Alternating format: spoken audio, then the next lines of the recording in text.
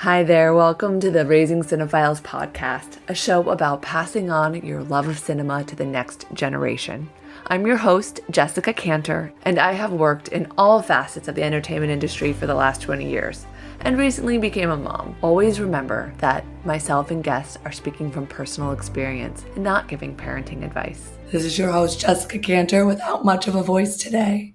I'm here with filmmaker Simon Cellan Jones, who is a photographer, a director, has worked across so much television that I absolutely have binged, and also a filmmaker with his most recent film premiering on Apple, The Family Plan. So Simon, thank you so much for being here with me. Jessica, hi, thrilled to be here. And I'm going to start with my first question. What is your first movie memory? Well, it's a muddle. It's all spilling out of me. I can't remember exactly. I've got a vague recollection of seeing Jason and the Argonauts at the Odeon Marble Arch, huge big screen, but I can't really remember it. But I'll tell you my first locked memory is Bugsy Malone, which I went and saw 17 times, at least 8 times paying in the cinema and sometimes sneaking in. And I thought that is, aside from my first strong cinema memory, I would just recommend that film to anybody, whether you're 4 years old, whether you're 80 years old. That is a great movie. Yeah. You know what? I can't say that I've actually seen it. Oh my God, you have such joy coming your way. That's great news. And that is a family movie. Okay. Basically speaking, it's a gangster movie directed by Alan Parker. All the characters are played by children, including famous actors who are now famous. Jodie Foster has a great part in it. Dexter Fletcher has a very tiny part in it. And it's about gangsters shooting each other, but what they do is they shoot each other with guns. They're like Tommy guns, but they fire whipped cream at each other's faces. And it's so surreal. And they drive cars that don't have engines. They have to pedal them. And it has the best movie soundtrack in the world. So you have got a treat coming. Oh, I'm excited. It's funny when sometimes I feel like I've seen a lot of movies, and as a self-pronounced cinephile, I always get embarrassed when I haven't seen something. Well, that's the thing. I mean, I'm the same. I mean, people will be horrified at the films I haven't seen. I'm claiming to be a cinephile like you. And there's so many I haven't seen, and I'm older than you, but I've still got time. That's what the Still only got consolation is. We still got time. Yes. So what was it like in your family going to see movies? I know your father worked in the business. My dad was a director. He did mostly TV, really good TV, did a couple of movies, but so he was good because he did that thing where he made a little bit of a ceremony out of it. Like, we're going to the cinema. No, it's not. Hey, you've got to concentrate. I mean, of course, we didn't have mobile phones in those days, but you were allowed some popcorn. You couldn't talk during the movie. You had to concentrate during the trailers.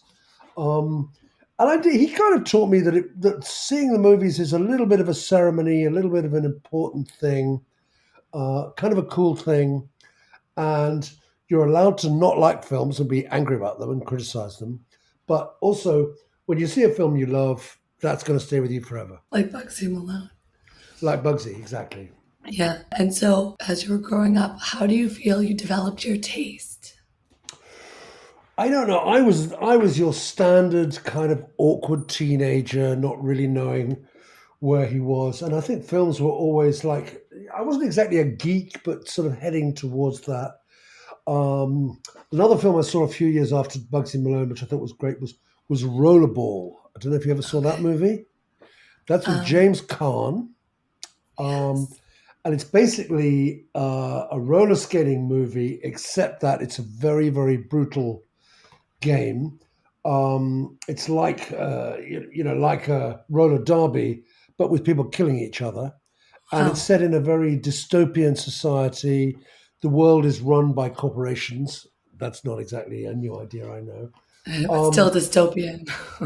Exactly. And James Caan plays this character who is the sort of supreme athlete, the rollerball king of the world. but he's becoming too popular, so the corporations want to phase him out, and he kind of fights that.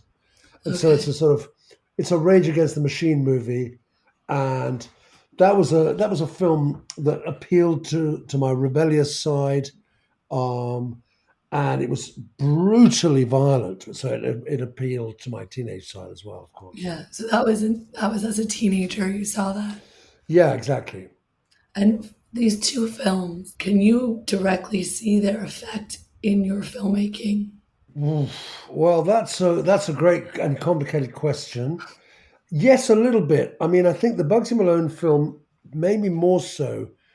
I mean, like you, I'm a parent, so, and I've been a parent for a long, long time actually. So, I think the Bugsy Malone thing showed, as I say, directed by Alan Parker, and written as well by him, showed me about kids being in charge.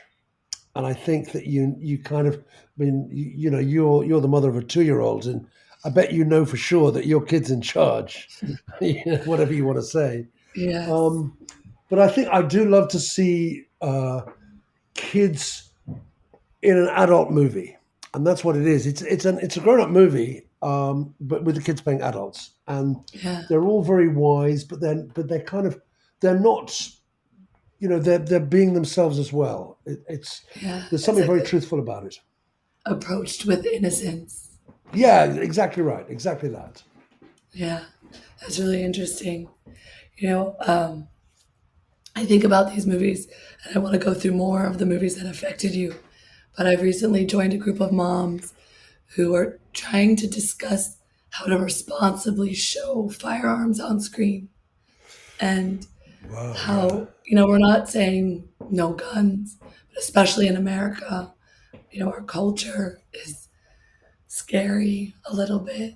And we want to, we started digging into the data around guns in the home, guns around children, and how the easiest way to save lives is showing gun safes. And, we're just starting to educate filmmakers about that idea. And I'm curious, as you're approaching storytelling, as you're talking about with children and looking back at these films that are ultra violent, how you would maybe reapproach them with today's ideals.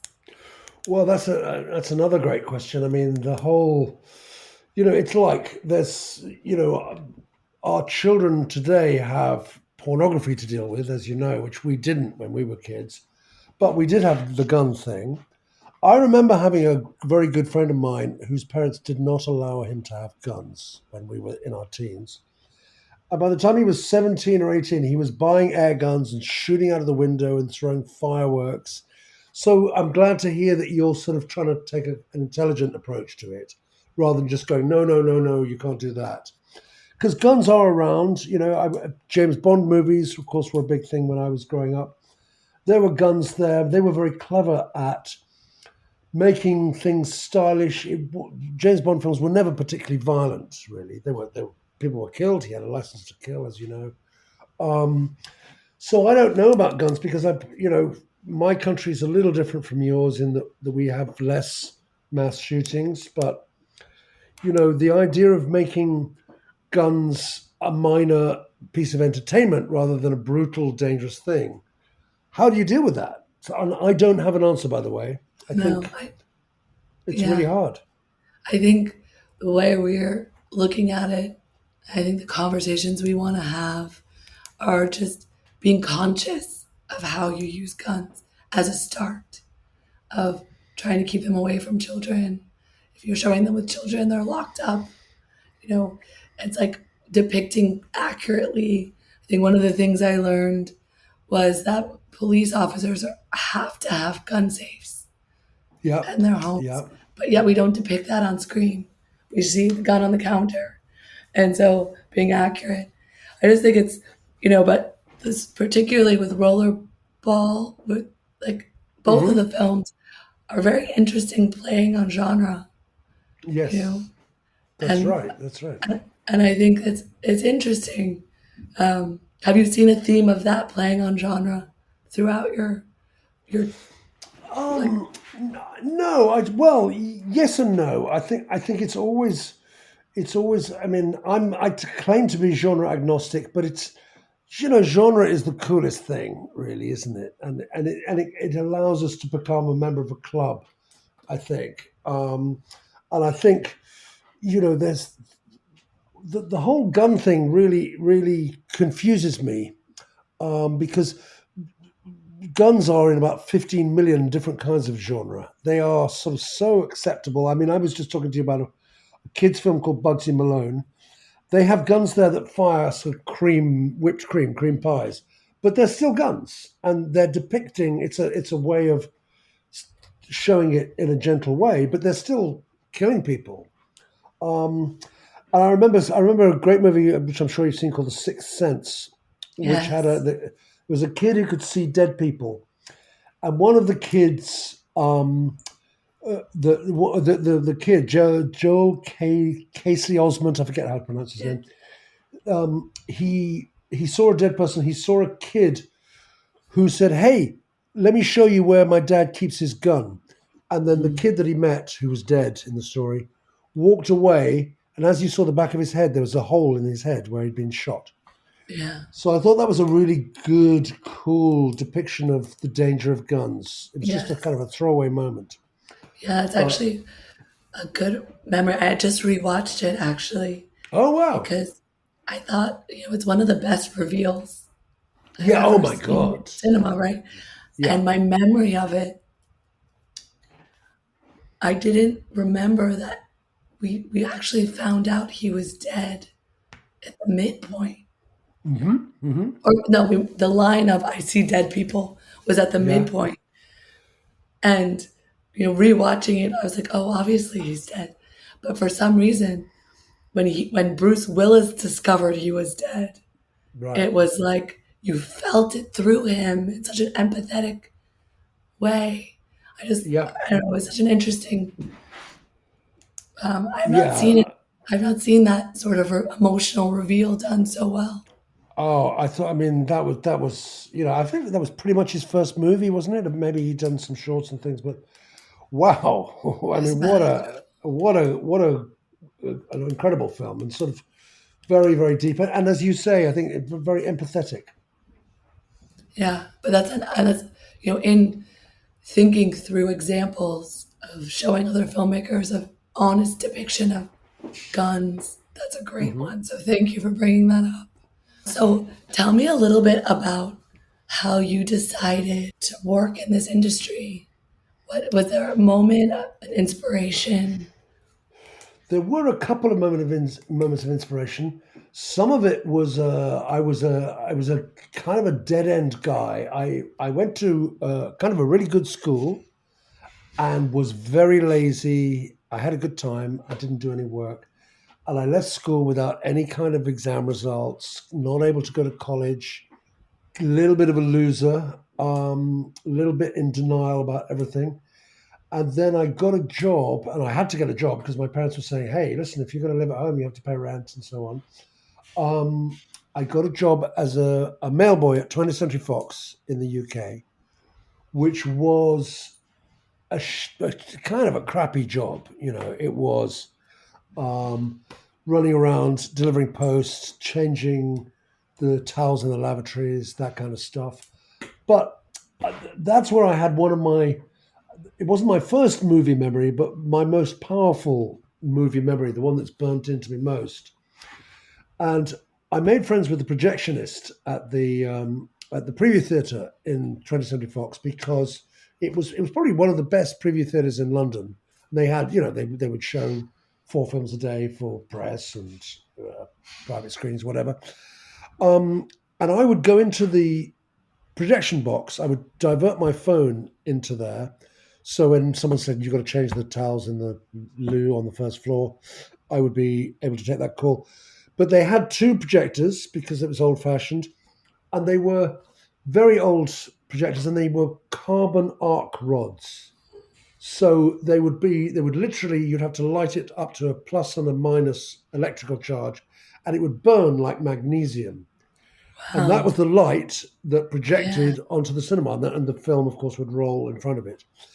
And when occasionally I saw the projectionist would have to light them, and if he didn't close the door that had a dark viewing thing over it, the light would just literally burn your eyes. You couldn't see for 2 minutes, Wow. and it made a hell of a noise. It made a terrible smell. It probably was poison gas. But I remember watching movies. I think, and I first saw literally the first Star Wars movie in that theater in that projection box with Wow. that carbon arc rod, and that's kind of my strongest cinema memory of all. Even though I was like literally 19. Yeah. When I was about 19, I think right after 9/11 was the first year of the Tribeca Film Festival.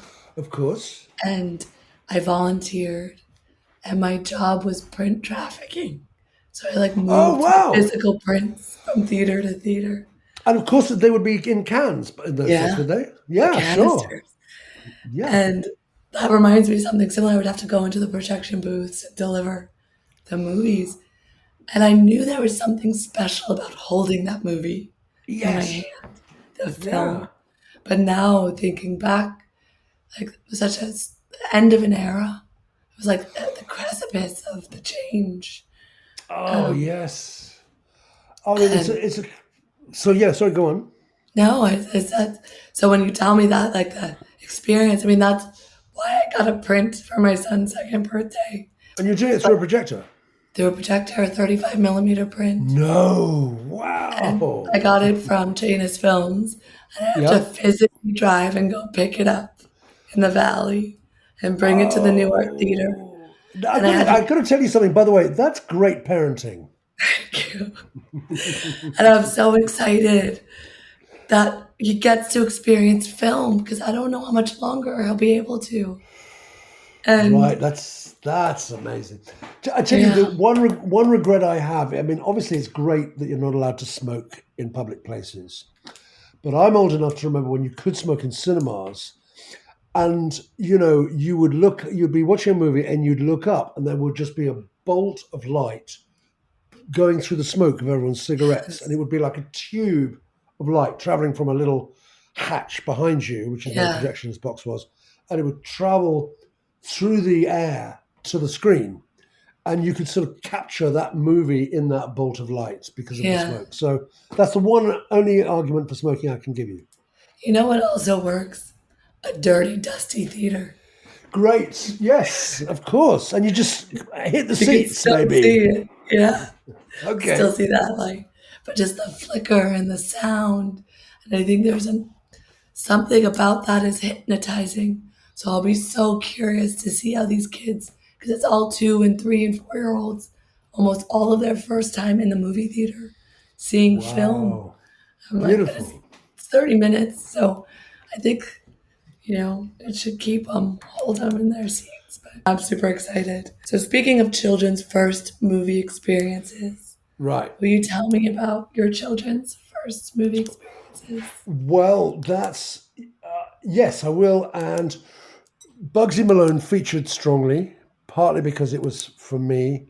I was just literally talking to my daughter, who is now 19. I've got four children, um, 35, 19, 17, and 11 are their ages. I was talking to my 19-year-old, and of course, she had a DVD of it, and she says she thinks she's probably watched it 30 times, which is more than me.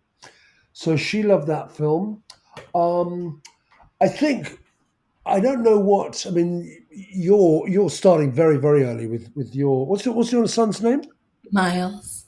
Miles. You're starting very early with Miles's stuff.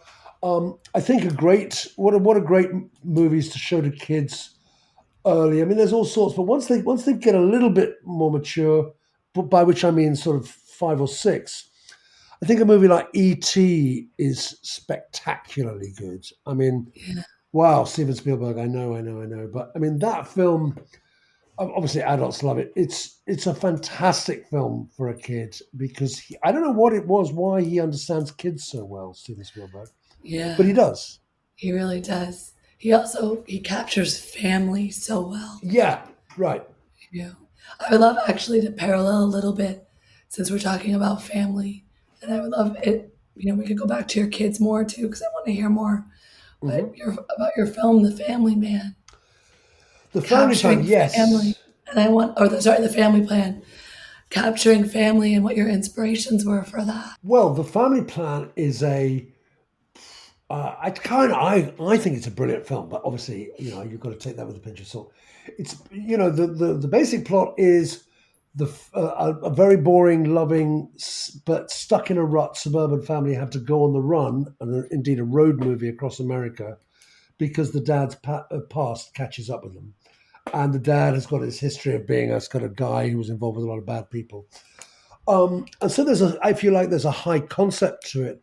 But for me, the inspiration was very much the low concept of a family. A family, you know what a family is. It's like a fantastic thing. It's a beautiful thing. It's a pain in the ass. Your children infuriate you. You're about to go into the terrible twos any moment. And my children infuriate me almost as much as I infuriate them. But, they are kind of great. So my inspiration for this film was take a normal, very, very relatable family who you kind of recognize, and whatever their weird high concept stuff, they also just have normal issues and problems. They argue with each other. They do too much gaming. They're on their screens too much. They don't have very much sort of imagination. And so my inspiration was, Sunday morning in my house. It was, Yeah, I love and that. and that was a really fun thing. And then my second inspiration was, like I said, it's largely a road movie, or for a chunk of it, it's a road movie. They traveled from Buffalo to Las Vegas, and I traveled with my now 35-year-old, but at the time 11-year-old daughter from Phoenix to San Francisco, our own road movie.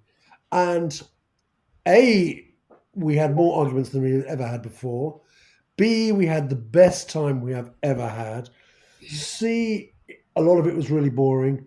And D, we will never ever forget a moment of it because it was just Yeah, like it's like a road movie. It's kind of a thing that it's better when you've already done it. Doing it is yeah, kind of boring, but having done it, it's the most magical thing. yeah, yeah.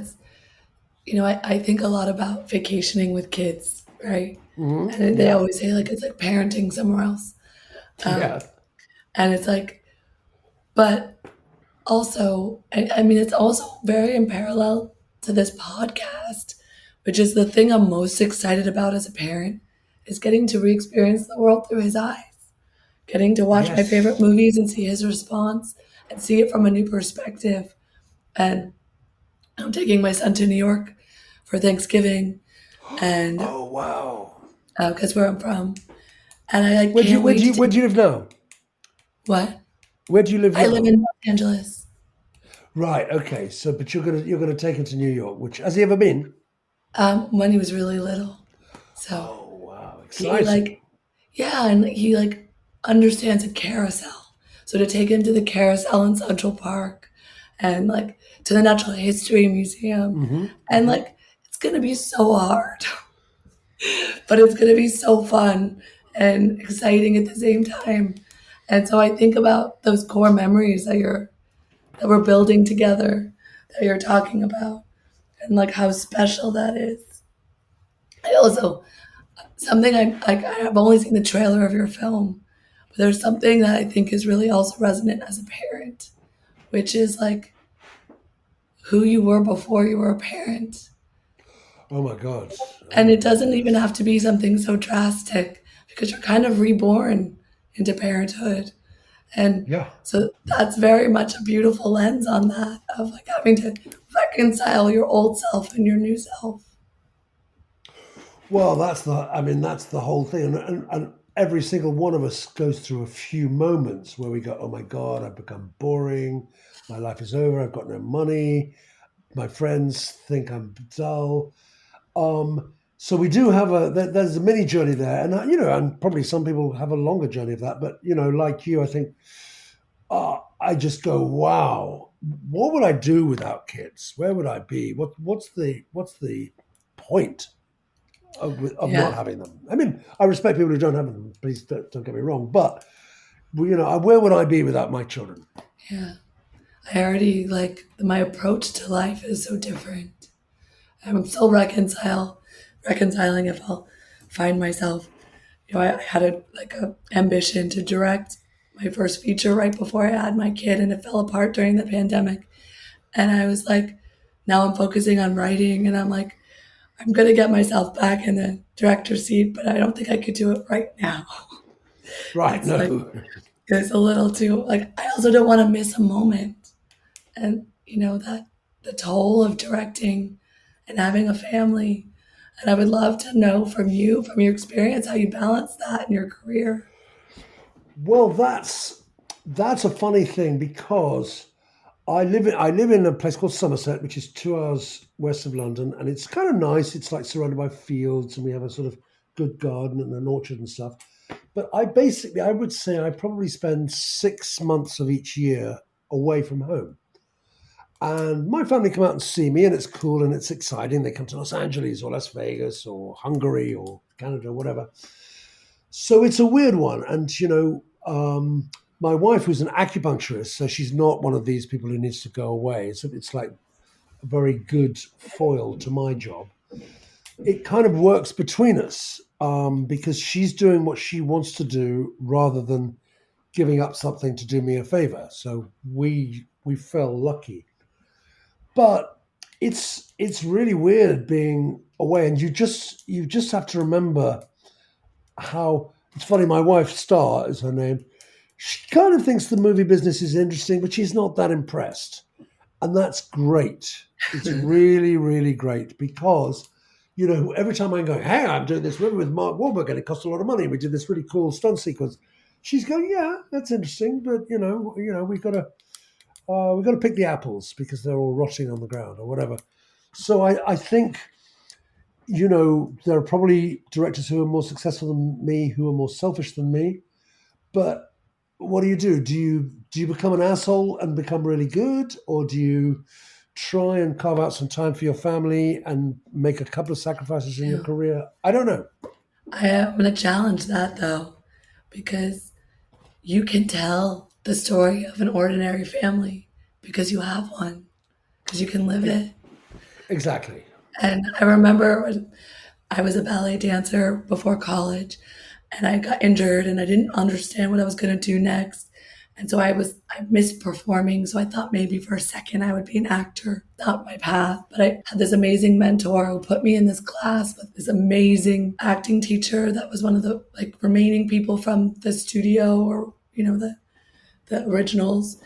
And it was, Philip Seymour Hoffman's main acting coach when he was alive. Wow. And I sat in a class and I will never forget when he was like, you are pretending to be a businessman because you have no idea what it's like to be a businessman. And I feel that untruth to an actor.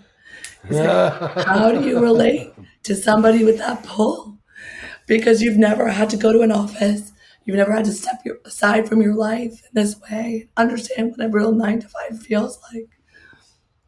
And it was something that really stuck with me, and being in a writer's room once, one of the writers who didn't really get success until they were older, but he was the most fun in the writer's room because he had so much experience in life. Right. And so it kind of made me relax of like, I have to live my life to be a good artist. So, Yeah, I think that's exactly right. And whatever your life is, it's got some kind of value creatively, and if you can convert it into creative, yeah. whether it's the pain or the joy or the trawling around Trader Joe's with a screaming kid or whatever it is, Yeah. you can transfer that to art somehow. Yeah. If your mind allows you to. There's, I think your film, I have no doubt will resonate because it's authentic. And, whether, to me, that career sacrifice is worth the authenticity.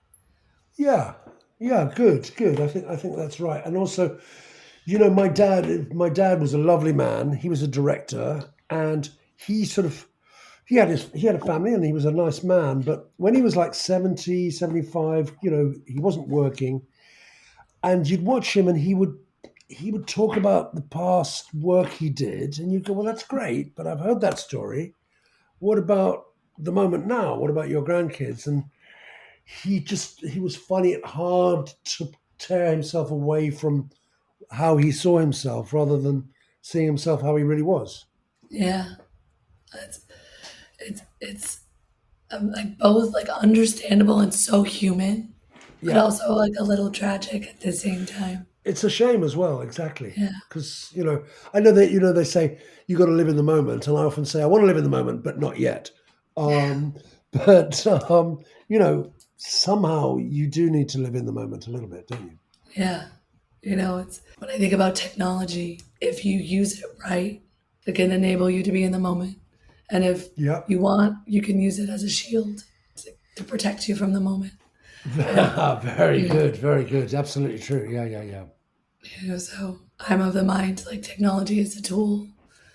It can help me be more efficient, give me more time with my family. But the minute it gets in the way, it starts doing the work for me. It's not helpful. So tell me more about your children. You have four of them. I ask a lot if you think taste is nature or nurture. And Oh having my four God. children, I would love to know your opinion on that. Well, obviously it's a mixture. What I find is that I can absolutely influence what my kids watch, but I cannot force them to like stuff, even though I want to.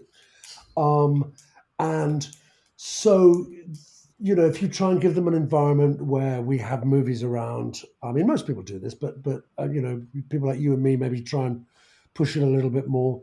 And you have to allow them to pick their own stuff. And I think nurture is absolutely relevant, and I think that kids are very responsive and they're like sponges soaking up the environment around them. But it's kind of cool to watch them be independent. And yeah, much as I used to be frustrated when my kids disagreed with me, but now I'm going, well, at least they've got an independent streak. Yeah, So it's a good thing. So I think in the end, it becomes their nature, and you can't force them. But if you give them an environment where watching movies is encouraged, then you're giving them some kind of good creative start in life, and then you just have to let them do what they want. yeah. When I think about being a cinephile in my mind, like at the most core, it's storytelling. And so, and play. And Yeah, very good. Yes. And so for me, like I find that some of the content I show my son inspires his play, and that makes me really excited. Do you show him stuff now? Oh yeah. What does he watch? He's What's he really like? he went through a phase of like first asking for Winnie the Pooh. So Yeah. I like the 2011 one. And then he moved on to Heffalump, which is their elephant one. And he really likes that one. He really, really likes a Netflix show called Trash Truck. Okay, don't It's know that. it's made by Glenn Keane. It's beautiful. I prefer slow content, but somehow he also really likes this YouTube guy named Blippi because he like shows him trucks, cars, and monster Great. trucks. He's like, I want Blippi monster truck, and he's like very articulate for a 2-year-old. And I'm like, okay, if that's. And then he'll grab a monster truck car and start playing with it. And I'm like, if that's what this is doing for you, then okay. Good. Yeah. Um, but I've also found like sometimes I'll put something on in the background just for me that's appropriate for him. And like the first time I put on Moana, which is one of my favorites, Okay. Yeah. Great. Well, you can't go wrong with um, that. he definitely likes good characters and he needs content with music. So Great. Yeah. I put on early Mary Poppins and he like was glued to Dick Van Dyke.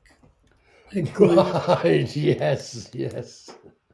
I'm losing voice steam. If you were to choose one movie, and this could be for my son at any age, to show him so he could fall in love with the craft and art of cinema, what would it be? Right.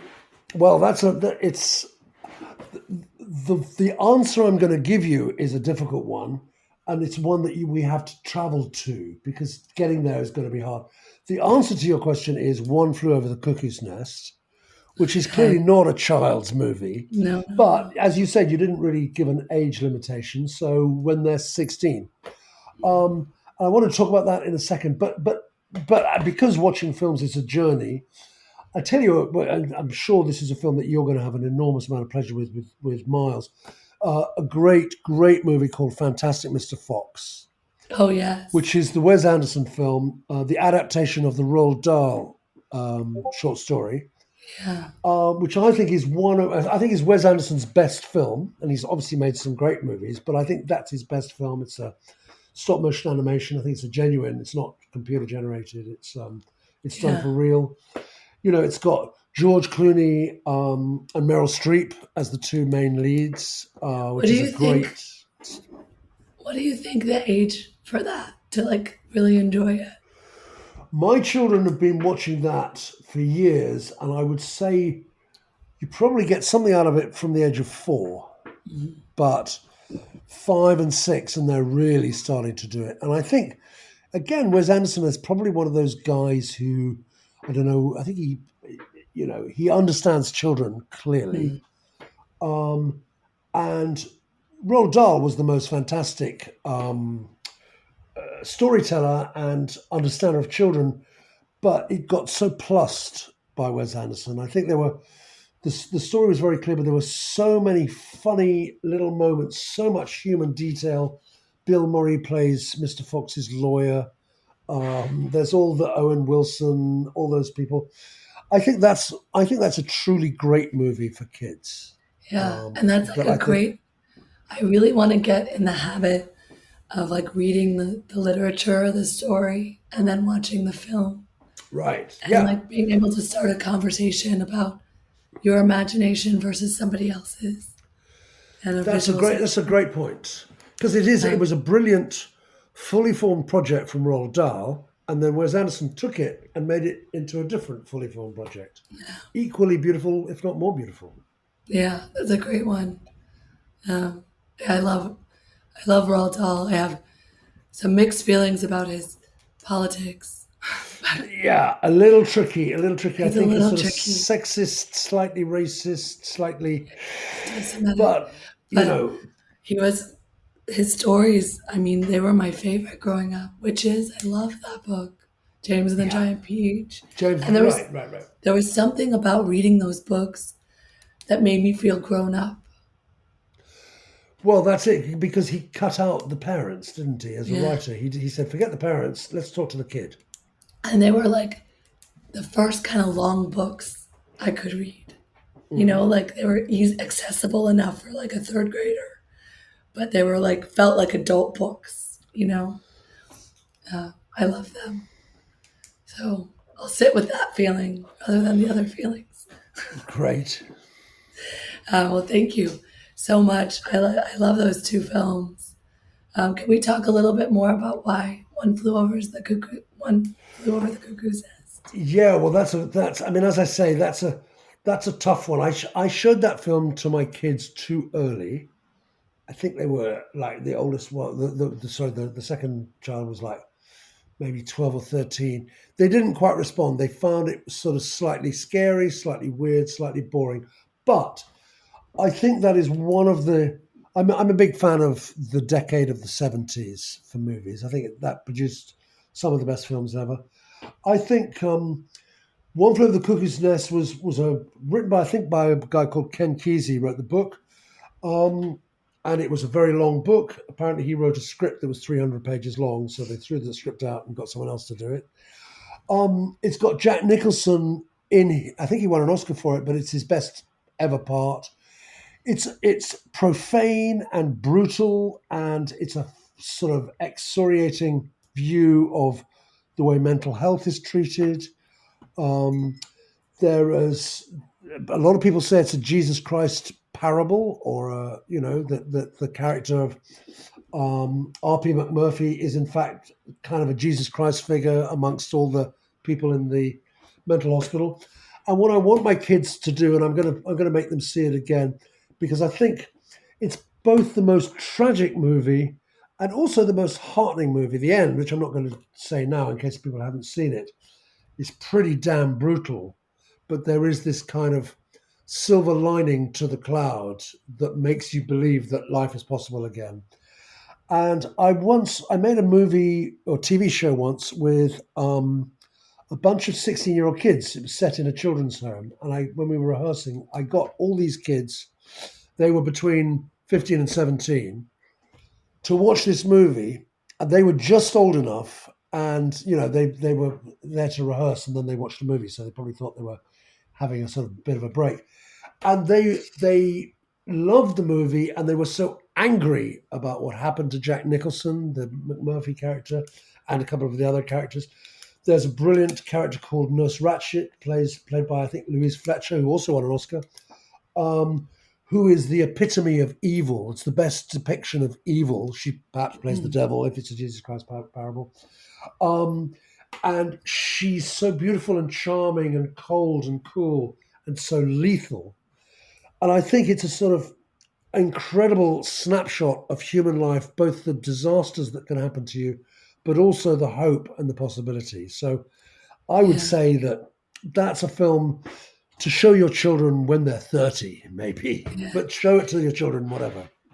I remember seeing it, but I don't remember when. I don't remember if it was high school or college, but I definitely was old enough to take it in and be kind of mesmerized by Jack Nicholson's performance and appreciate the injustice. And I also kind of remember, and I don't know if this is accurate or not because it's been a long time, I think I was reading Kafka, The Trial, at the same time. Oh my God. Yeah, well, there you go. And I remember the parallel between those two, set in a dystopian nightmare in a way. For sure. Like something you can't wake up from because your reality and the perception of the outside people don't align. I think that's a really good parallel because it is. I mean, Kafka was just a crazy person, I think, wasn't he? I think I sort of always thought that Kafka was suffering from this extraordinary mental illness that both produced beauty and enormous, fantastic stuff, but also was a sort of exposition of his pain. So I think that's a really good link because the Cuckoo's Nest is it's inside a sort of sealed environment, although they break out of it a couple of times, but mostly it's like a sealed in aspect. But it's a very quotable movie. So I hope some of your listeners will go off and see that again as well, however old they are. Yeah, I hope. Simon, thank you so much for this conversation. I really, really enjoyed it.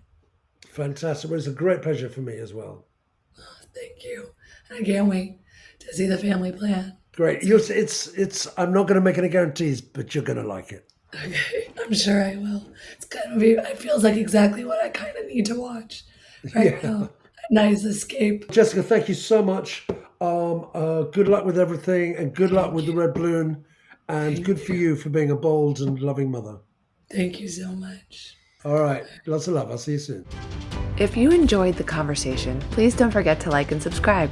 New episodes release every Wednesday. And leave a comment and let me know which movie you think I should show my son. Until next time, take care.